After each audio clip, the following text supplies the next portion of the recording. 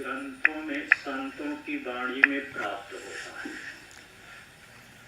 मैं और मोर तोर तय माया, जय बस राखे जीव निकाया। अहम और मम, जिसको संस्कृत में अहम और मम बोलते हैं, जो युष्मद और अस्मद शब्द से निष्पन्न होते हैं, उन्हीं को अहम और मम बोलते हैं।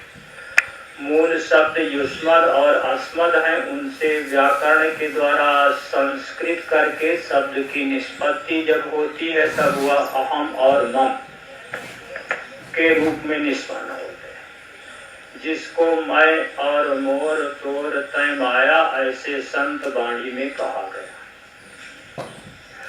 संपूर्ण सृष्टि क्या है, माया का स्वरूप क्या है, संतों की वाणी से समझना हो तो अहम और मम, मैं और मेरा, बस इतना ही माया का स्वरूप है। कोई ऐसा साधक है जो अहम और मम से ऊपर उठा हुआ हो, अपने आप में वह विचार करके देख ले। किसी से बताने की या पूछने की जरूरत नहीं है। अहम वृत्ति कितनी दृढ़ है, मम वृत्ति कितनी दृढ़ है, और माया का स्वरूप यही बताया गया है। जब आपने स्वयं ही माया को अच्छी प्रकार से पकड़ करके रखा है, किसी के द्वारा बोलने पर भी, बताने पर भी, समझाने पर भी आप छोड़ने को तैयार नहीं है, बल्कि उत्तर में यह कहने को तैयार है कि माया ने मुझे पकड़ रखा है, बांध रखा है। पूर्वाचार्यों से ऐसा सुन रखा है हमने। कोई कथा सुनाते हैं, बोले बंदर गया किसी घर में, मकान में। उस मकान वाले ने बड़ी बुद्धिमानी पूर्वक बंदर को पकड़ना चाहा, क्योंकि बंदर उसको बहुत परेशान करता था। उसके घर पहुंच जाता था, अंदर प्रवेश कर जाता था, परेशान करता था। उसने क्या किया, एक घड़े में चने डाल दिए, और घड़े का मुंह था थोड़ा छोटा। अब बंदर गया, घड़े को हिलाया तो चने की आवाज मालूम पड़ी। चना बहुत पसंद है बंदर को। उसने फटाफट हाथ डाल दिया और मुट्ठी में चने ले लिए। अब जब पहले हाथ डाला तब तो खाली था, उस घड़े के मुख से अंदर पहुंच गया। जब मुट्ठी पूरी भर गई चने के दानों से, फिर बाहर निकले नहीं। अब वो बंदर शोर मचाए, बाहर उसके सब मित्र इकट्ठे हो गए। अपनी भाषा में बोल रहा था अपने मित्रों से, बोले भाई मुझे छुड़ाओ, मुझे छुड़ाओ। बोले क्या हुआ, क्या हुआ? घर में तो कोई दिखाई नहीं पड़ रहा। बोले इस घड़े ने मुझे पकड़। बोले कि छोड़ो छोड़ो, घड़े को छोड़ो, तुम भाग के आओ। बोले नहीं, घड़े मुझे पकड़ लिया। मैं कैसे, क्या? घड़ा ने मुझे पकड़ रखा है। मैं और मोर तोर तय माया, जय बस राखे जीव निकाया। संपूर्ण जीव सृष्टि, जितना भी संसार है, वह सब का सब इस माया से बना हुआ है। और माया का स्वरूप क्या है? अहम और मम, मैं और मेरा, बस इतना ही माया का स्वरूप है। इससे भिन्न और कुछ भी माया का स्वरूप नहीं। सारे के सारे साधक, जिज्ञासु, विद्वान, भक्त, संत, महापुरुष जितने भी हैं, वह अहम और मम से कितने ऊपर उठे हुए हैं। और अहम मम का स्वरूप क्या है, वह आगे वर्णन करने वाले हैं। श्रुति कहती है, सर्वम खल्विदम ब्रह्म तज्जलानिति शांत उपांसित। मेरे सामने ग्रंथ रखा हुआ छांदोग्य उपनिषद, अथर्ववेदीय तलवकार शाखा का ब्राह्मण भाग का यह उपनिषद है। उस उपनिषद से देख करके, याद है मंत्र याद है, पर वो जानबूझकर हमने लगा करके निशान रखा है। हमारी परंपरा भी ऐसी है। हमारे जगत गुरु शंकराचार्य जी, पूरी पीठाधीश्वर जी बोलते हैं, गीता याद है, सारे गीता के श्लोक याद है, पर गीता में प्रवचन शुरू करेंगे कि पहले गीता जी की पुस्तक सामने रखेंगे, फिर उसको निकालेंगे, श्लोक के उच्चारण करेंगे। ग्रंथ के महत्व को भी सामने रखना है ना। अब भले ही हमने सारा रट रखा है, हमें याद है, पर उस ग्रंथ की महिमा कैसे होगी जिस ग्रंथ को लेकर के हम अपनी जीविका चला रहे हैं, अपना जीवन यापन कर रहे हैं, अपना उत्कर्ष प्रदर्शित कर रहे हैं। यही प्रवचन, यही है, इससे अतिरिक्त और भिन्न कुछ भी नहीं। अपना उत्कर्ष प्रदर्शित करने से भिन्न और कुछ भी नहीं है प्रवचन, कुछ भी नहीं, इतना ही बस तात्पर्य यही, इससे भी कुछ नहीं। क्योंकि हम थोड़े श्रेष्ठ बड़े मान लिए जाते हैं, लोग हमारी पूजा कर देते हैं, ऊंचे स्थान पर बैठा देते हैं, इससे भिन्न तो और कुछ है नहीं। जिस ग्रंथ को आश्रय करके हम इतनी पूजा प्रतिष्ठा प्राप्त कर रहे हैं, उस ग्रंथ को सामने क्यों नहीं रखें? रखना चाहिए, उसकी भी पूजा, उसके प्रति भी श्रद्धा हो। जिज्ञासु को, साधक को, श्रोता को मालूम चले कि वक्ता बोल कहां से रहा है, अपनी बात बोल रहा है कि पूर्वाचार्यों की, ऋषियों की, परंपरा की, वेद वाणी की, भगवान की वाणी की, किसकी बात बोल रहा है, वो भी मालूम पड़ा। तो श्रुति कहती है सर्वम खल्विदं ब्रह्म तज्जलानिति शांतुभाषितम्, इदं सर्वम ब्रह्म खलु निश्चय, निश्चय रूप से यह सब का सब ब्रह्म ही है, ऐसा तो श्रुति कहती है। सामने श्रुति मेरे रखी हुई है, श्रुति का उद्घोष है सर्वम खल्विदं ब्रह्म तज्जलानिति शांतुभाषितम्। स्मृति में भगवान ने भगवत गीता में कहा दुखालयम शाश्वतम्, यह संसार दुखालय है, अशाश्वत। इस दुखालय अशाश्वत संसार में आकर के मेरा भजन करो, सुख सुविधाओं के लिए समय नष्ट मत करो, मेरा भजन करो। और श्रुति में कह रहे हैं भगवान सर्वम खल्विदं ब्रह्म तज्जलानिति शांतुभाषितम्, शांति से, आनंद से, शांति से आप उपासना करो। शांत उपासित माने अपनी इंद्रियों को, अपने मन को, अपनी बुद्धि को समाहित करके स्वरूप का चिंतन करो, परमात्मा का चिंतन करो, ब्रह्म से भिन्न कुछ है ही नहीं।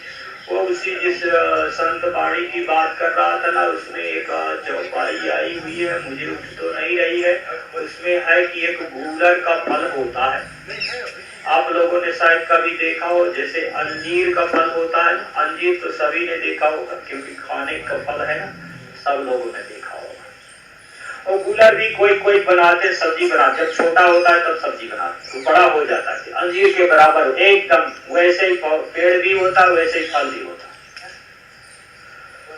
उस गूलर के फल के अंदर छोटे छोटे कीड़े होते हैं, उनके पंख भी होते हैं। वो समझते हैं कि हमारा ब्रह्मांड इतना ही है, जितना बड़ा फल है ना उतना ही बड़ा हमारा ब्रह्मांड है, इससे भिन्न और कहीं कोई ब्रह्मांड नाम की वस्तु नहीं। वहीं पर वो अपना मकान भी बनाते हैं, शादी भी कर लेते हैं, बच्चे भी पैदा कर देते, बड़े आनंद से, सुख से रहते हैं। और कभी देखना हो तो तोड़ेंगे उसको ना तो उड़ जाएंगे छोटे छोटे कीड़े। भगवान की, परमात्मा की क्या महिमा पता नहीं। उसके अंदर, उस फल के अंदर कहां से उनको ऑक्सीजन मिलती है, कहां से उनको जल मिलता है, कहां से उनको तेज मिलता है, पता नहीं। आकाश कहां मिल जाता है उनको, परमात्मा की सृष्टि है, पता नहीं भगवान क्या करते हैं। हम लोग तो समझते हैं कि बिना जल के जी नहीं सकते हैं, बिना ऑक्सीजन के जी भी नहीं सकते। अब हमें मिलता है, हो सकता है कि वहां भी परमात्मा पहुंचाता है। सुनते हैं, एक कथा सुना हमने पूर्वजों से, समर्थ गुरु रामदास हुए एक, उनके शिष्य थे शिवाजी। एक बार पहले, आजकल भगवान ने बहुत, परमात्मा ने व्यवस्था कर रखी, पहले कभी कभी बारिश नहीं होती थी, अकाल पड़ जाता था, राम राम, जनता भूखों मरने लग जाती, खाने के लिए अन्न नहीं होता था। आजकल तो इतना अन्न पैदा होता है, रखने के लिए जगह नहीं थी। और पहले इतना अन्न होता था कि अगर अगले साल में बारिश नहीं हो तो लोग भूखे मर जाए, अन्न नहीं मिले, ऐसी। अब आजकल तो खेतों में रखे रखे सरकार को खरीदना आवश्यक हो जाता है, किसान आंदोलन कर देते, आमरण अनशन कर देते, फिर सरकार को खरीदना पड़ता, सरकार के पास जगह नहीं रखने की, फिर किसान से खेत लेकर के वही खेत में रखती, बहुत हमने स्वयं देखा जाकर के, और फिर अगली बारिश आती है वही सब सड़ जाता है। माने ये स्थिति। उस समय अकाल पड़ता था तो जनता के खाने के लिए जब अन्न नहीं मिलता था शिवाजी राजा थे, उन्होंने अपना खजाना खोल दिया और धन भी था, इधर उधर से मंगा करके भी जनता की बहुत सेवा किया, किसी को भी दुखी नहीं होने दिया। और थोड़े से अहम वृत्ति आई, अहम और मम को थोड़ा शिथिल करना है, इसलिए ये सब दृष्टांत तो बताए जा रहे हैं। तो थोड़ा सा अहम वृत्ति आई कि हमने अच्छा किया, इतना बड़ा भारी अकाल पड़ गया, हमने किसी को भी अभावग्रस्त नहीं देखा। घूम घूम करके देखता, कोई भूखा नहीं रहना चाहिए, कोई प्यासा नहीं होना चाहिए, सबके पास भोजन पहुंचना चाहिए, सबके पास जल पहुंचना चाहिए। गुरु तो गुरु होता है। कभी समर्थ गुरु आ गए रामदास जी, बोले शिवाजी आजकल क्या हो रहा है, गुरुदेव क्या बताएं, अकाल पड़ गया, बहुत बड़ा भारी अकाल पड़ गया, बड़ा संकट आया, पर आपकी कृपा से सब ठीक हो गया। हमने खूब खुले दिल से और सबकी सेवा किया, कोई कमी नहीं रखी, सबको बढ़िया जल भी दिया, भोजन भी, सब खुश है, सारी प्रजा खुश है।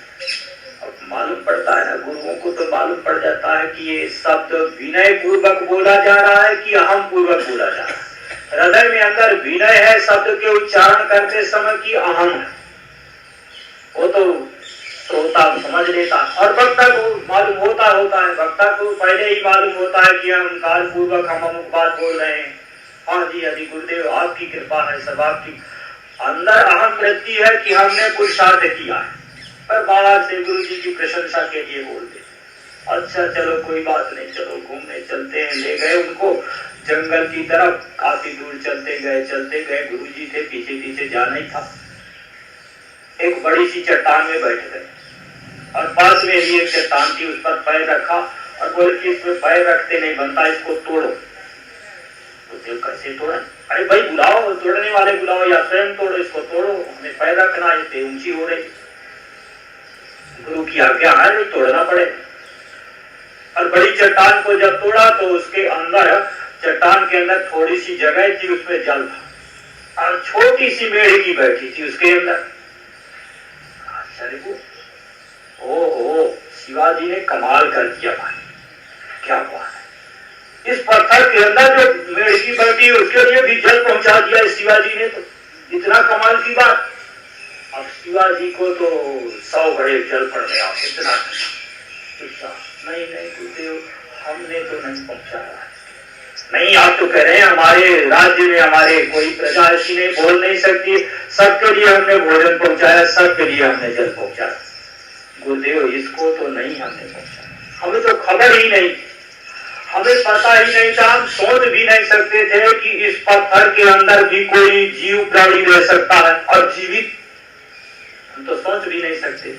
तो गुरुओं को बताना था। श्रुति कहती है सर्वम खल्विदम ब्रह्म तज्जलानि की शांत उपासित, सब कुछ ब्रह्म ही है, ब्रह्म से भिन्न कुछ है ही नहीं। इसलिए शांति से भगवान का, परमात्मा का भजन करो, अपने स्वरूप का चिंतन करो। मैं कौन हूँ, कहाँ से आया हूँ, मरने के अनंतर कहाँ जाना है मुझे, क्योंकि श्रुति के अनुसार भी और स्मृति के अनुसार पुनर्जन्म प्रमाणित है, मानना पड़ेगा सबको कि पुनर्जन्म होता है, प्रमाणित है। आगे श्रुति कहती है अथ खलु क्रतुमया पुरुषो यथा क्रतुरस्मिन् लोके पुरुषो भवति तथेता प्रेत्य भवति सक्रतुम कुर्वीत। जैसा यह पुरुष इस लोक में होता है, जैसा क्रतु करता, क्रतु माने होता है संकल्प, जैसा यह संकल्प करता है पुरुष, प्रेत्य मरने के अनंतर वैसा ही हो जाता है। इसलिए इसको क्रतु करना चाहिए, संकल्प करना चाहिए, इस अहम मम से ऊपर उठ करके अपने स्वरूप का चिंतन करना चाहिए। इसका अपना स्वरूप क्या है, जितनी परिच्छिन्न शक्तियों को लेकर के यह अहम वृत्ति को बढ़ा रहा है, उससे बहुत ज्यादा श्रेष्ठ महत्व वाला यह शक्तिशाली पुरुष है। इसलिए इसको संकल्प करना चाहिए। ये तो श्रुति में बात बोल रहे हैं, और श्रुति के अनंतर है स्मृति, स्मृति के अनंतर है पुराण। हमारे यहाँ स्मृति और पुराण दोनों ही श्रुति के व्याख्यान माने गए। स्मृति में भगवान ने क्या कहा, भगवत गीता में, जिसको सभी लोग स्वीकार करते हैं, वेद तक, वेदांत तक तो कम लोग पहुंचते हैं ना, और उसके तात्पर्य को भी जल्दी समझ नहीं पाते। शब्द ऐसे प्रयोग किए गए हैं और उन शब्दों के अर्थ भी भिन्न भिन्न होते हैं, एक एक शब्द के बहुत सारे अर्थ हो जाते हैं। स्मृति थोड़े सरल है गीता आदि। उस गीता में जब भगवान ने ज्ञान विज्ञान योग नाम अध्याय में 7वें अध्याय में आपको मैं ज्ञान और विज्ञान, ऐसा ज्ञान आपको दूंगा विज्ञान के सहित, माने अनुभव के सहित स्पष्ट रूप से आपको ज्ञान दूंगा। माने मैं आपको भोजन दूंगा और भोजन बनाना भी आपको बता दूंगा। अरे आज तो मैं बना करके आपको भोजन दे दूंगा, कल क्या होगा? कल तो आपको भूखे मरना पड़ेगा या किसी और के पास जाना पड़ेगा, मुझे भूख लगी है, रोटी सब्जी दे दो। भगवान ने कहा ऐसा नहीं, मैं आपको ज्ञान दे दूंगा और ज्ञान की सारी प्रक्रिया भी बता दूंगा अनुभव के सहित। अगले दिन आपको भोजन कैसे बनाना है वह सारी विद्या सिखा दूंगा। और जब ज्ञान विज्ञान देना प्रारंभ किया भगवान ने, तब क्या कहा? भूमि रापो नलो वायु खम मनो बुद्धिरेव च अहंकार इति यमे भिन्ना प्रकृतिरष्टधा अपरेयमितस्त्वन्यां प्रकृतिं विद्धि मे पराम् जीवभूता महाबाहो ययेदं धार्यते जगत्। ये तो विज्ञान दिया भगवान और मत्ता परतरं नान्यत् किंचिदस्ति धनंजय मयि सर्वविधं प्रोतं सूत्रे मणिगणा इव। 7वें अध्याय में है, बाद में जाके देख लेना आप लोग, गीता में है। गीता के मूल श्लोक उच्चारण किए गए, भगवान का स्वरूप परमात्मा का स्वरूप क्या है और आपकी अहम और मम वृत्ति के लिए जगह कहाँ है। मत्तः परतरम नान्यत् किंचित् अस्ति धनंजय, बिल्कुल घोष कर रहे हैं, घोषणा कर रहे हैं, गर्जना कर रहे हैं, मुझसे भिन्न कुछ है ही नहीं। मयि सर्वमिदं प्रोतं सूत्रे मणिगणा इव। जैसे वह पंजाब में कई बार बनाते हैं, उसी सूत्र का, उसी धागे का दाना भी बना देते हैं, उसी धागे का उस दाना में पिरोया, वही एक ही उसको दाने जैसे भी बना देंगे, मान सूत्र से भिन्न दाना नहीं है। ऐसा भी माने अगर कि मड़िया है उस धागे में पिरोई है तो धागे से भिन्न तो नहीं रह सकती। भूमि रापो नलो वायु खम मनो बुद्धिरेव च अहंकार इति यमे भिन्ना प्रकृतिरष्टधा। आज पूरे 8 गणना करके दिखा दिया और आप स्वयं भी गणना कर लो। भूमि, जल, अग्नि, वायु, खम आकाश, कमन आकाश, मन, बुद्धि, इनसे अतिरिक्त आपके पास क्या है? आप जिस अपने घर में बैठे हुए हैं, नवद्वारे पूरे देई, 9 दरवाजे वाले इस शरीर में, शरीर को घर में जिसमें आप बैठे हुए अहम अहम अहम, हर कोई ऐसा कर रहा है। इन 8 से भिन्न इसके अंदर है क्या? बोले कि जीवात्मा है इसके अंदर, इस 8 से भिन्न जीवात्मा है। अपरेयमितस्त्वन्यां प्रकृतिं विद्धि मे पराम् जीवभूता महाबाहो ययेदं धार्यते जगत्। जिसको आप जीव जीव जीव कहते हैं ना, जिस जीव के प्रति अहम वृत्ति पुष्ट करके मजबूत करके रखे हैं, पकड़ करके रखे, तो परमात्मा तो कह रहे हैं कि वो भी मेरी प्रकृति है, मन माया दुरत्या, वह भी मेरी प्रकृति। इससे भिन्न और बचा क्या? कुछ तो बचा नहीं। और यम यम वापि स्मरण भावं त्यजत्यन्ते करेवरं तम तमेवैति कौन्तेय सदा तद्भाव भाविता, ऐसा स्मृति में कहा। जैसे श्रुति कह रही है उसी का व्याख्यान स्मृति में आ रहा है। श्रुति ने संक्षेप से कह दिया, स्मृति ने थोड़ा व्याख्यान कर दिया। भूमि, जल, पृथ्वी, जल, तेज, वायु, आकाश, मन, बुद्धि, इससे भिन्न तो कुछ है नहीं। बोले जीवात्मा, बोले जीवात्मा भी मेरी प्रकृति।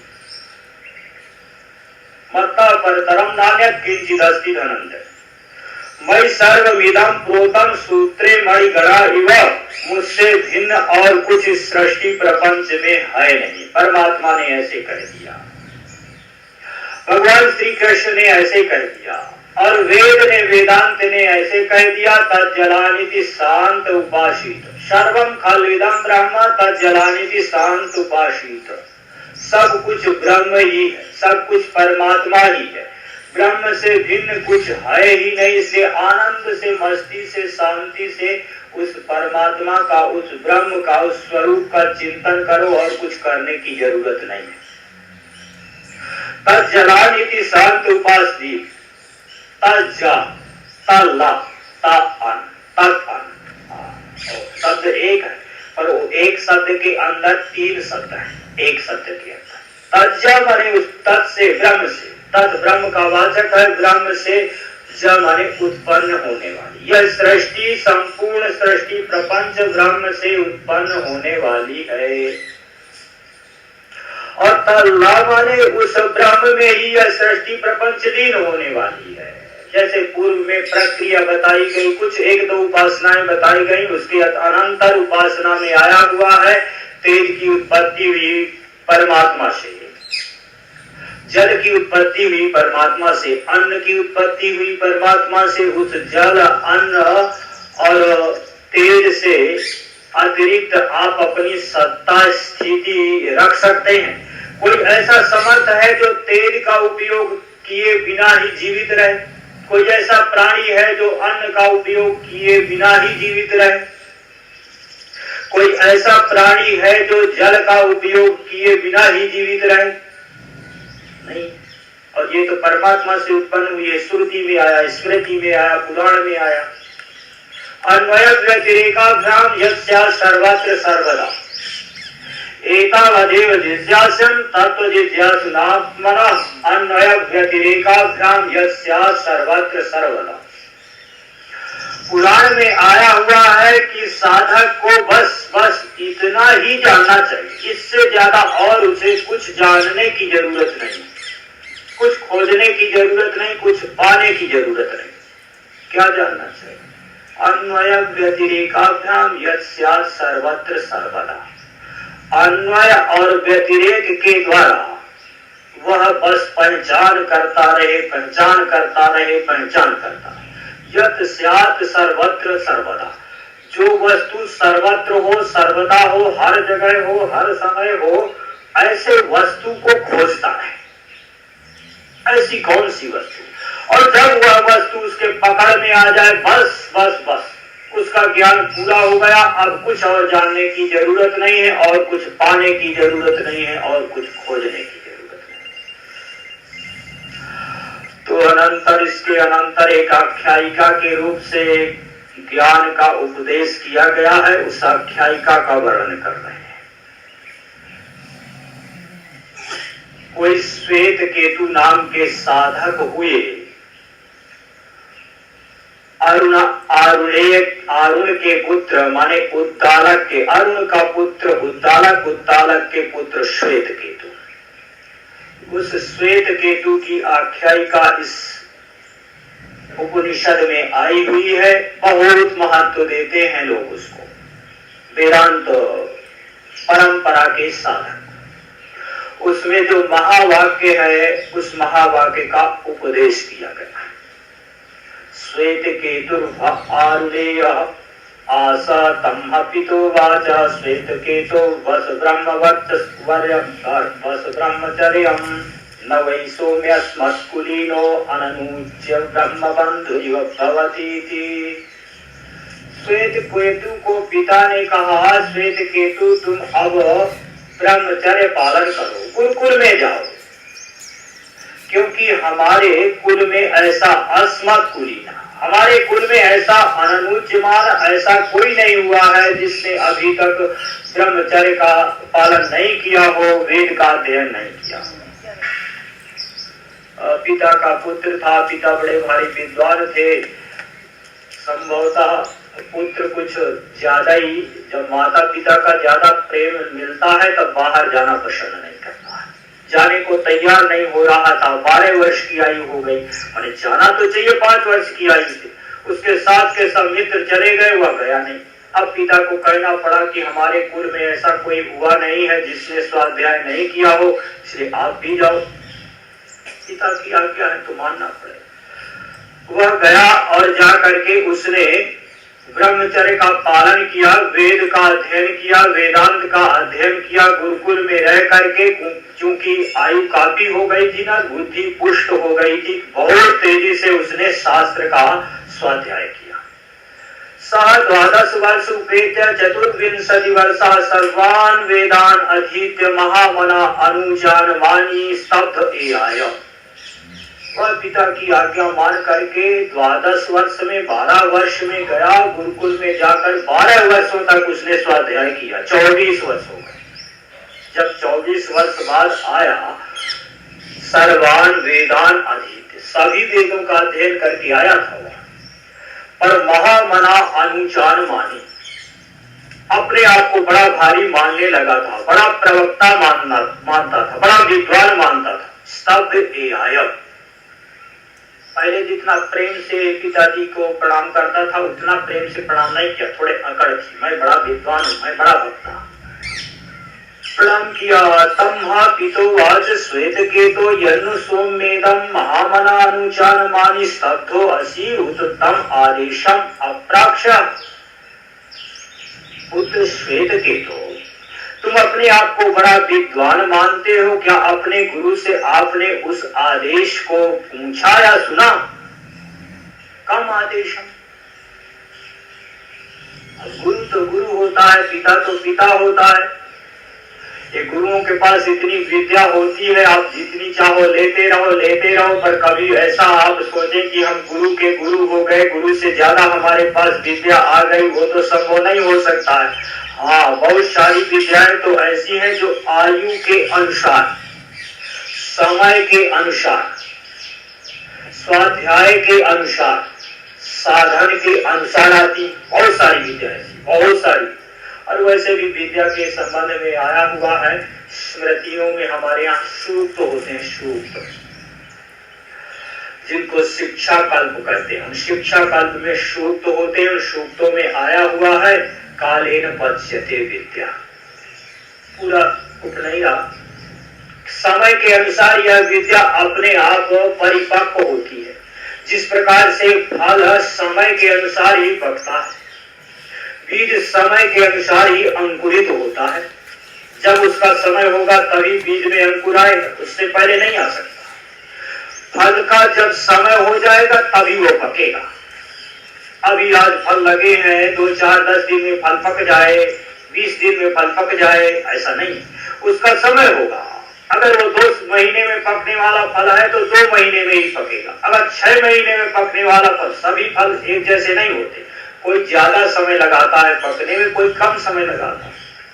सेब संतरे आदि बहुत जल्दी पक जाते, और आम बहुत देर में पकता है, जामुन बहुत जल्दी पक जाता है, बिल्ल उससे भी ज्यादा देर लगाता है। तो जिस फल का, जिस विद्या का, जिस साधन का जब समय आएगा तब वह सामने उपस्थित करेंगे अपने फल को।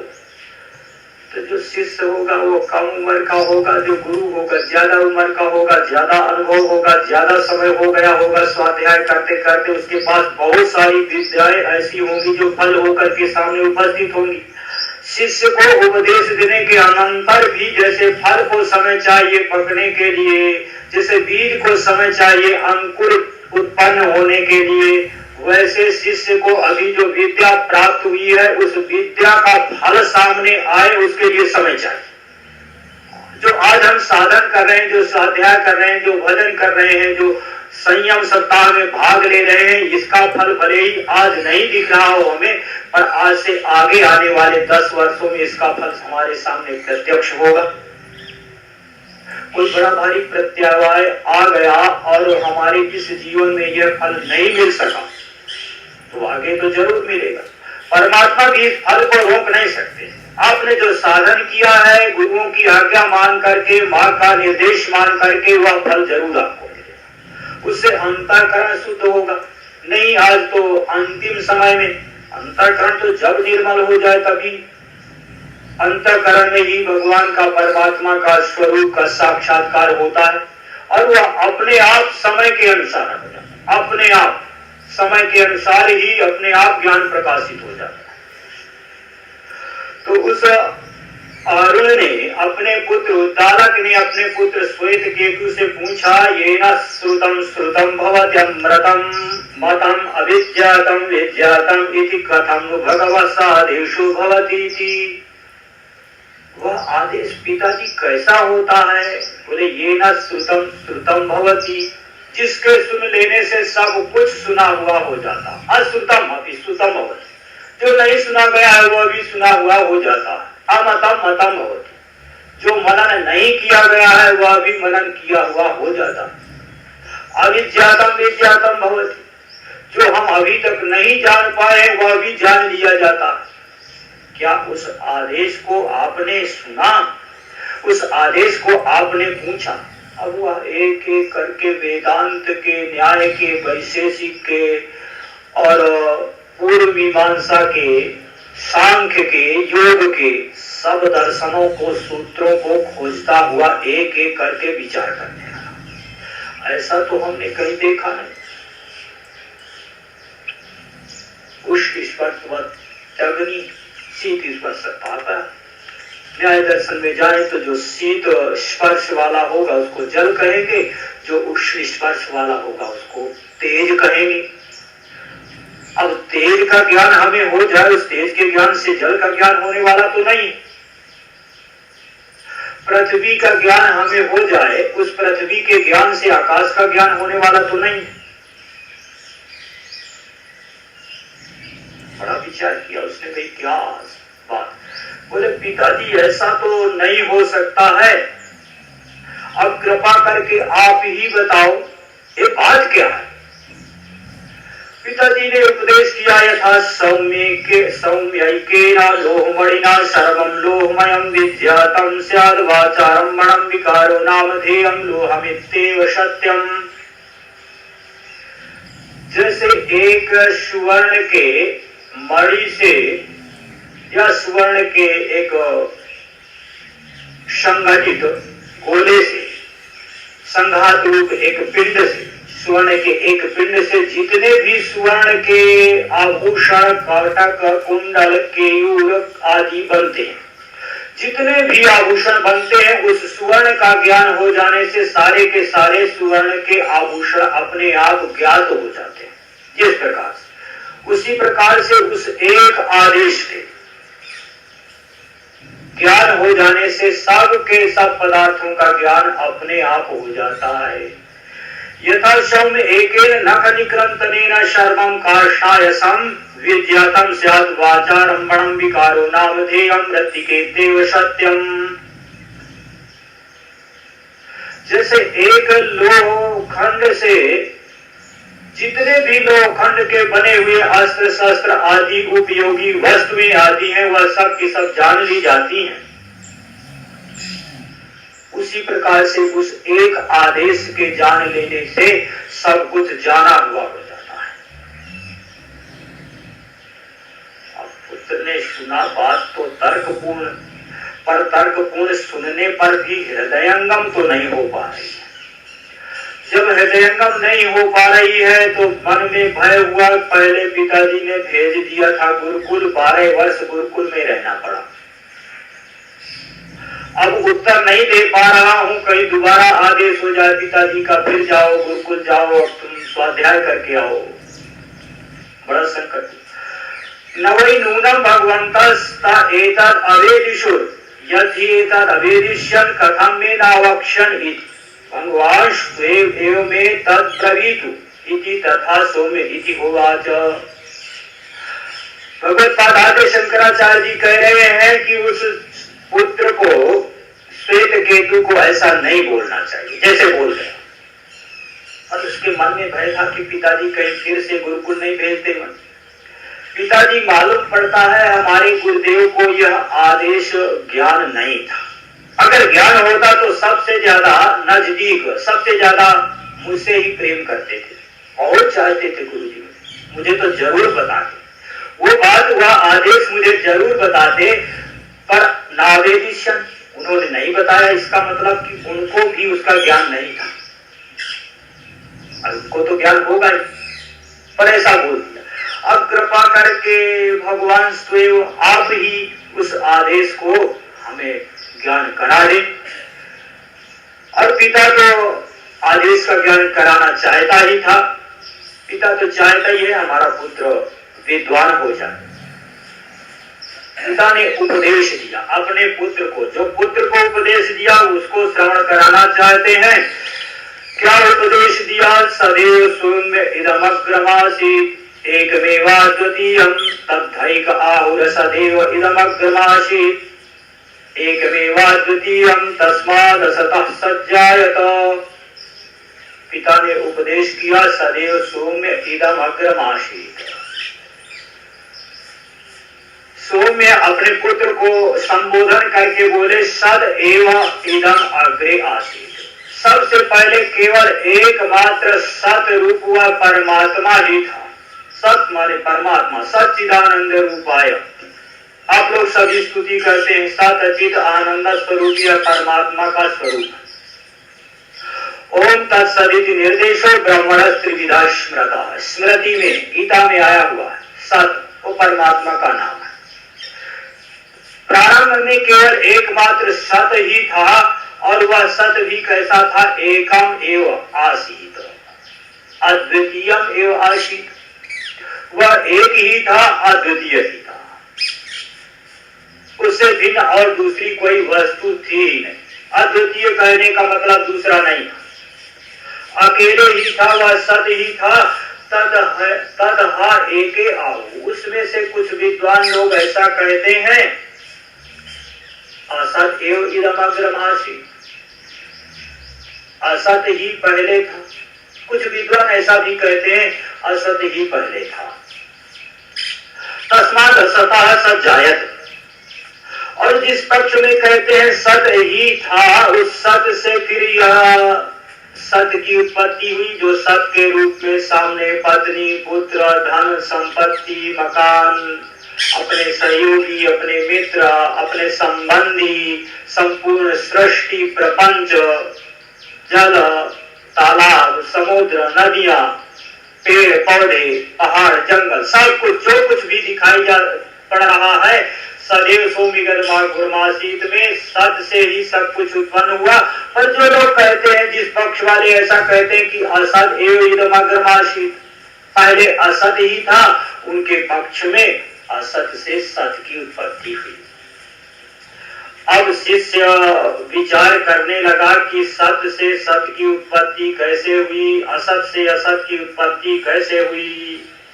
एक एक करके अपने अपने जितने शास्त्र, जितने दर्शन उसने पढ़ा था, सबकी बुद्धि लगाने लगा। न्याय दर्शन को अगर माने तो सत से सत की उत्पत्ति तो नहीं हो सकती है। ये हमारे सामने जो रखा हुआ ये घड़ी घड़ी यंत्र बोलते हैं ना, इस घड़ी रूप यंत्र ये तो सत है। हमारे सामने भी अस्थि, घटी अस्थि, संस्कृत की भाषा में बोलेंगे घटी अस्थि। ये घड़ी हमारे सामने है, सब लोग देख रहे हैं, कोई झुटला नहीं है, कोई भी नहीं व्यक्ति कह सकता, साहस नहीं जुटा सकता। फिर इस सत अस्थि जो यंत्र है, जो घड़ी है, इसमें दूसरी घड़ी उत्पन्न कर देने का सामर्थ्य तो नहीं। न्याय दर्शन लगाया उसने, अपनी बुद्धि का पराक्रम है, जहां तक आप सोच सकते हैं सोच। इसमें सामर्थ्य नहीं इस घड़ी में कि यह दूसरी घड़ी उत्पन्न कर, बिल्कुल सामर्थ्य नहीं। न्याय दर्शन के अनुसार तो सत से सत की उत्पत्ति कैसे होगी। चलो दूसरे दर्शन देख लेते हैं सत्कार्यवादियों के। बोले कारण से कार्य की उत्पत्ति तो हो सकती है, पर सत से सत की उत्पत्ति कैसे हो सकती? माने कारण से कार्य की उत्पत्ति तो संभव है, पर सत से सत की उत्पत्ति कैसे होगी?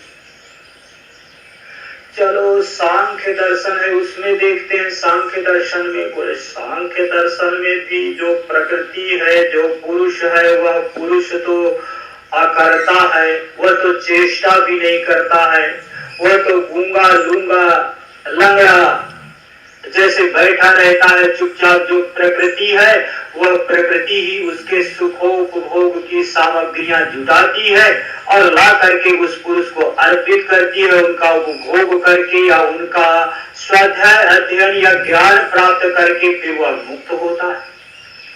वहां पर भी सत से सत की उत्पत्ति हुई कि असत से सत की उत्पत्ति हुई, तो बड़ा मुश्किल पड़ता। पूर्व मीमांसा के अनुसार भी माने तो पूर्व मीमांसा वाले कहते हैं वह जो अदृष्ट था ना, अदृष्ट आपका, वह अदृष्ट आपका फल दे रहा है। अब उस अदृष्ट को आप सत कहेंगे कि असत कहेंगे? अगर सत कहेंगे तो वो अदृष्ट जो है उस सत से सत की उत्पत्ति अमुक काल देश वस्तु की अपेक्षा क्यों कर रही? अगर असत कहेंगे तो असत में सत की उत्पत्ति का सामर्थ्य कहां से आया? ना सतो विद्यते भाव ना भाव विद्यते सता उभयोरपि दृष्टोन्तस्त्वनयोस्तत्त्वदर्शिनी। बहुत पहले मुझे मालूम पड़ता शायद दूसरे अध्याय में ही आया हुआ गीता जी का श्लोक है, श्रीमद् भगवत गीता का। हाँ, सभी को गीता कंठ हो गया क्योंकि रोज ही गीता का पाठ होता है, मतलब सुनता रहता हूँ, रोज गीता का पाठ होता है, सबको श्लोक याद होगा। उसमें तो भगवान ने बिल्कुल स्पष्ट कर दिया, ना सतो विद्यते भाव ना भाव विद्यते सता। असत का की विद्यमानता, असत का भाव कभी हो ही नहीं सकता है और जो सत वस्तु है उस सत वस्तु का अभाव कभी हो ही नहीं सकता। सत वस्तु को अभाव कभी भी हो नहीं सकता और जो असत है उसका भाव कभी नहीं हो सकता। सारी स्तुतियां स्मृतियां लगाने में लगा, पंक्ति उलझ गई, जितना सोचता गया उतनी उलझती गई। बोले पिताजी अभी मुझे समझने का अवसर दो, सत से सत की उत्पत्ति कैसे होगी, असत से असत की उत्पत्ति कैसे हो, असत से सत की उत्पत्ति कैसे होगी? भगवान ने स्मृति में कह दिया, ना सतो विद्यते भावा। असत से सत की उत्पत्ति तो कभी संभव हो ही नहीं सकती, जो असत है, जो है ही नहीं। बौद्ध दर्शन के अनुसार जो है ही नहीं, जिसकी सत्ता ही नहीं, जिसकी विद्यमानता ही नहीं है, उससे यह सत सृष्टि संसार कैसे उत्पन्न हो सकती? संभव नहीं। बौद्ध दर्शन के अनुसार संभव ही नहीं। जो असत है, बौद्ध दर्शन में ऐसा ही, जो असत शून्यवादी होते हैं उनके यहाँ क्षणिक विज्ञानवादी भी होते हैं। क्षणिक विज्ञानवादियों के यहाँ भी, शून्यवादियों के यहाँ भी बौद्ध दर्शन में असत है वह उस समय विद्यमान नहीं है, जो असत है विद्यमान नहीं है दर्शन के अनुसार। उस दर्शन के अनुसार उससे सत की उत्पत्ति संभव है। हमारे यहाँ वेदांत, अपने वेदांत दर्शन को जो स्वीकार करें, यथोर्ण नाविसृजते गृह्णते च यथा प्रतिज्ञामोषधयः संभवन्ति। हमारे यहाँ दृष्टांत पूर्वक, बिल्कुल लौकिक दृष्टांत, हमारे यहाँ वेद का मंत्र उच्चारण किया अभी मैंने, यथा सता पुरुषात् केश लोमानि, ऐसा उदाहरण, बिल्कुल उदाहरण देकर के समझा दिया गया। कोई भी दर्शन वाला काट नहीं सकता। जितने भी बुद्धिजीवी पूरे संपूर्ण विश्व में जितने बुद्धिमान व्यक्ति हैं वो सारे के सारे वेद के सामने, वेदांत के सामने बिल्कुल नतमस्तक हो जाते हैं। इतने सरल दृष्टांत इस वेद में, वेदांत में कहां से दे दिए गए? बोले एक पूर्ण नाभि होती है मकड़ी, पूर्ण नाभि नाम नहीं पर मकड़ी तो सब लोग जानते हैं। घर में भी जाला लगाती है, जंगल में भी पेड़ मजियों कहीं जाला लगा देती। हम लोग जंगल में कभी कभी घूमने जाते हैं, उधर ऋषिकेश में, तो जाते हुए देखते हैं जैसे चातुर्मास का मौसम हो ना, तो हमारे देखते देखो क्या डाली से मकड़ी ऊपर से बड़े तेजी से उतरती है नीचे फटाफट, और जाला अपना छोड़ती छोड़ती आती, अपने ही जाले से नीचे उतरती। और जैसे ही पास में जाए कोई व्यक्ति ना, उसको मालूम पड़े, थोड़े संकट मालूम, और फटाफट फटाफट उसी जाले में चढ़ जाएगी, उसको निकलती भी जाएगी। अभी जिस जाले को बनाया था, जिससे नीचे उतर रही थी, उसी को फटाफट फटाफट निकलती भी जाएगी, उसी से ऊपर भी चढ़ जाएगी। एक कमाल की है जी, उसको अलग से कुछ धागा बनाने की जरूरत नहीं पड़े। अपना मकान बनाने के लिए उसको सामग्री की जरूरत ही नहीं पड़े। आपको तो कितनी सारी सामग्रियां, लोहा भी चाहिए, कंक्रीट भी चाहिए, पत्थर भी चाहिए, सीमेंट भी चाहिए, बालू भी चाहिए, रेत भी चाहिए, मजदूर भी चाहिए, पता नहीं कितनी कितनी सामग्री, बहुत सारी। उसको कुछ भी नहीं चाहिए। जब छोटा सा कीड़ा है, भगवान की सृष्टि, परमात्मा की सृष्टि है। हमारे यहाँ वेदांत में दृष्टांत दिया गया, जैसे उस ऊर्ण नाभि को कुछ भी सामग्री की जरूरत नहीं पड़ती है और सृष्टि बना लेती, संसार बना लेती। बोले फिर भी उसने जो संसार बनाया उस पर कुछ तो प्रमाणित तो हो रहा है, पर ये कुछ संसार में तो चेतन है, चलते फिरते जीव जंतु पशु पक्षी मनुष्य आदि, कुछ बिल्कुल जड़ है, एक जगह पड़े रहने वाले। चलो चेतन में पेड़ को भी मान ले, पर ये पेड़ जो चेतन है ये तो चलता फिरता नहीं। हम लोग चलते फिरते हैं, पेड़ थोड़े चलता फिरता एक ही जगह रहेगा। चलो इतना भी मान ले, पर वो पत्थर का क्या होगा? इतना बड़ा भारी जंगल में पत्थर, बड़े बड़े पहाड़, उनका क्या? और दृष्टांत दे दिया श्रुति ने, यथा सतः पुरुषात् केश लोमानी। बोले ये पुरुष है आपके सामने खड़ा हुआ, आप स्वयं पुरुष है तो सत्य है, तो यह चेतन, चेतन है सत्य, और इससे केश भी हैं, सिर में केश है कि नहीं, इसके लोम भी हैं, इसके नख भी है। इतना बड़ा भारी जादू है परमात्मा का। ये सृष्टि कैसी है परमात्मा की, वो नाखून है, वो अपने आप बढ़ते रहते हैं, जितने फालतू हो जाते हैं आप उनको काटते हो, कोई दर्द नहीं होगा, बिल्कुल खून निकलेगा नहीं। इनकी कटिंग करते रहो, अपने आप बढ़ते रहेंगे, उनसे कुछ कष्ट नहीं होगा। और जो अभी जीवित है उसको काटो तो क्या परमात्मा का चमत्कार है। फिर जैसे उस जीव से, चलते फिरते जीव से, जो जीवित है अभी, जिसको चेतन कहते हैं, उससे जड़ की उत्पत्ति हो जा रही है,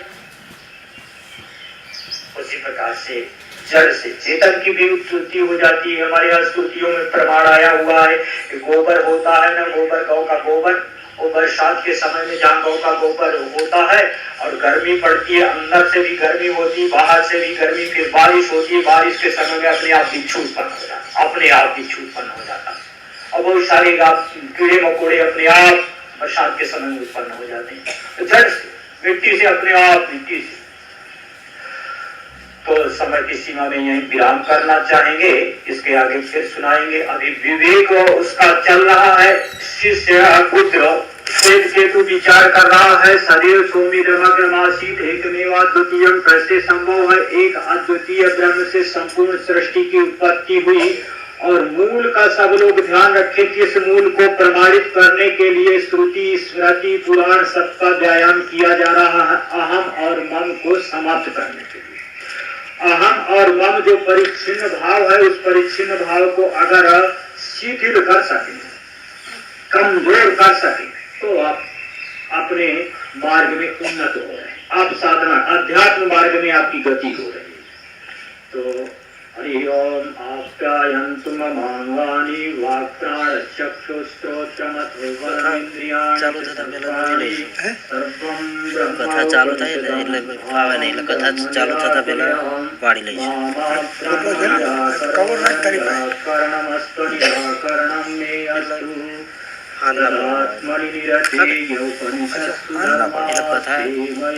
कथा चालू थता पहला वाड़ी लईશું, થોડું આગળ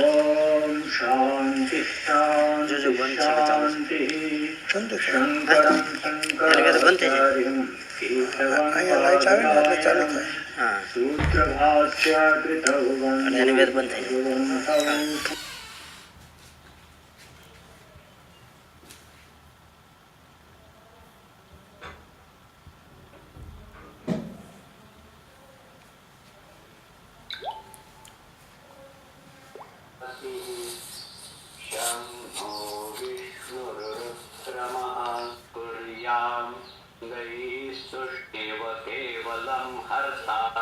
समन्ता त्वं कालस्तकारः पूर्ववृतं भद्रजीयानो रात्रिकृतं पापं नाशयति साय।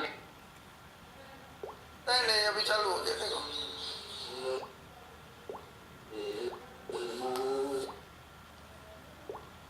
मैं रोज चाहता हूँ गीता का प्रवचन प्रारंभ किया जाए। समय है 4:45 तक, 5 बजे तक, 5 बजे तक। बढ़िया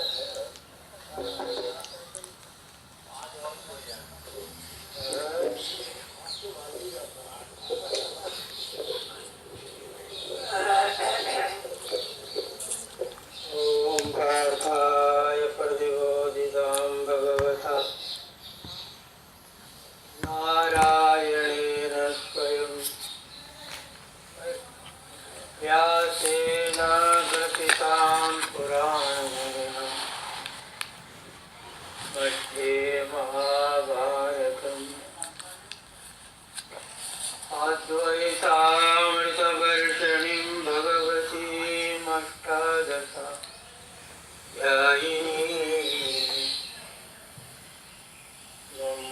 त्वामनुसन्दधामि भगवति ઘડિયાળની બાજુમાં આવું છે. બીજું કઈ કરમાં પાણી नमो देव्यास विशालमस्ये उल्लारविन्दायतपत्रनेत्र येन त्वया भारततैलपूर्णः प्रज्वालितो ज्ञानमयप्रदीपः प्रपन्नपारिजाताय स्तोत्रवेत्रैकपाणये ज्ञानमुद्राय कृष्णाय गीतामृतदुहे नमः। वसुदेवसुतं देवं कंसचाणूरमर्दनं देवकी परमानन्दं कृष्णं वन्दे जगद्गुरुं कृष्णं वन्दे जगद्गुरुं।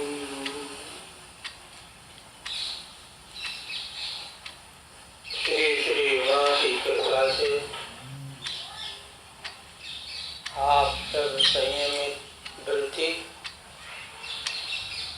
अपने जीवन को कृतार्थ करने के लिए ये संयम सप्ताह में बैठे हैं। अनेक प्रकार के विद्वानों के मुख से इस माँ का वो वाक्य याद रखे। क्या वाक्य है? अपने को पहचानना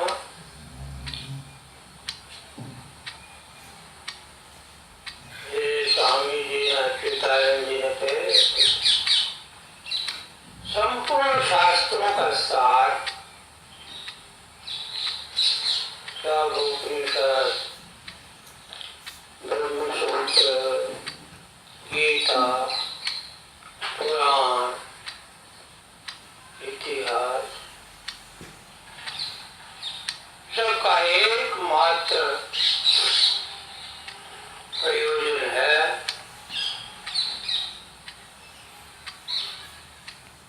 तो कौन है। अभी अपने लोगों को ये पता नहीं कि हम कौन, तो सबसे समस्या ये खड़ी है।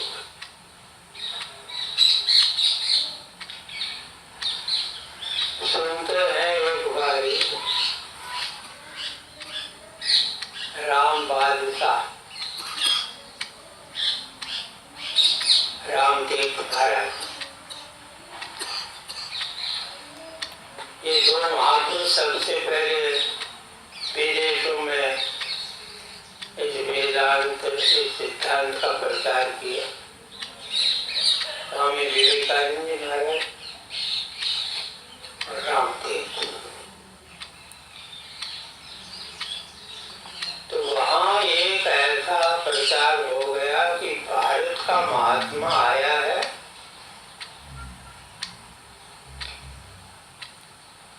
दर्शन करवाता, भगवान का दर्शन करवाता है।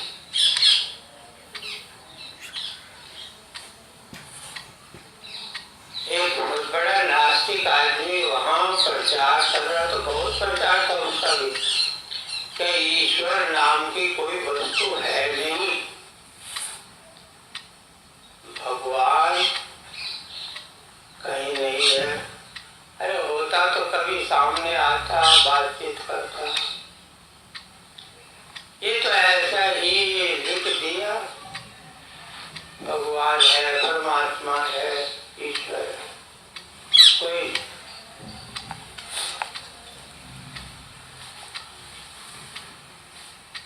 अभी भी हैं कई लोग जो इस बात को सिद्धांत को मानते, उसके बहुत अनुयायी थे, बहुत लोग उसके पीछे पड़े कि हाँ ये सिद्धांत ठीक, ईश्वर नाम की कोई चीज नहीं है, भगवान नहीं है। परंतु जब ये प्रचार हुआ कि भारत का महात्मा ईश्वर दर्शन करवाता है, परमात्मा को जनाता है, ध्यान करवाता है, उसके मान में बहुत अटक गया कि ये क्या हुआ, फिर हमारा सिद्धांत तो गड़बड़ मचेगा। भाई हमने तो ये सिद्ध कर दिया कि ईश्वर कुछ नहीं है, और ये जब दिखा देगा तो फिर हमारा क्या हुआ।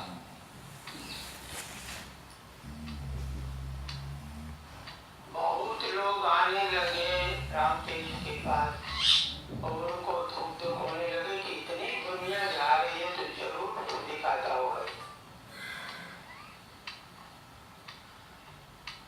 अच्छा सच्ची बात है तो पहले मैं भी देख लूं कि ईश्वर कैसा है, इनका काला है, पीला है, बड़ा है,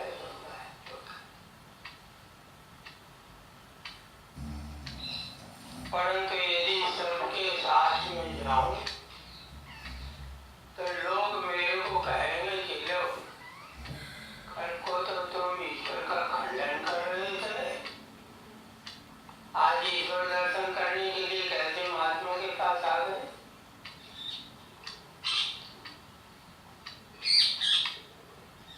तो सुनते हैं कि एक आदमी को भेजा या किसी के उस महात्मा को कहो कि मैं मिलना चाहता हूँ उनके, और ऐसा समय हमको बताए जब उनके पास कोई आदमी ना हो।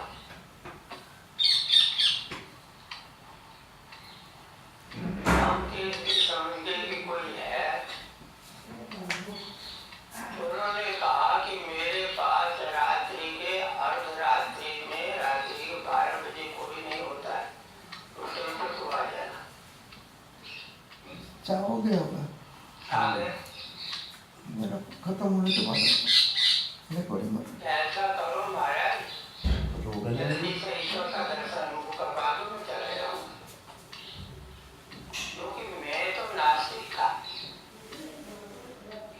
और आपने आकर के जो ये प्रचार हुआ कि ईश्वर दर्शन करवाता है, बहुत लोग आते हैं ईश्वर दर्शन करके जाते होंगे, तो हमको जल्दी से जरा ईश्वर दर्शन करवा दो, किसी को पता ना लगे, तो मैं अपना प्रचार नहीं करूँगा।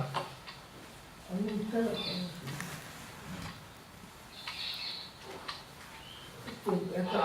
कहा देखो भाई, किसी से मिलना हो, किसी के दर्शन करना हो तो दो ही तरीके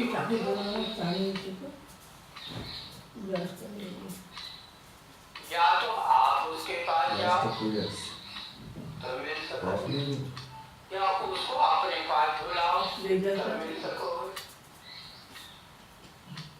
अब बतलाओ,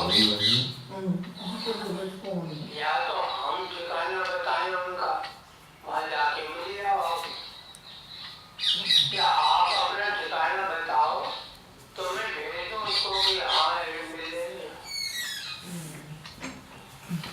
विचार करने लगा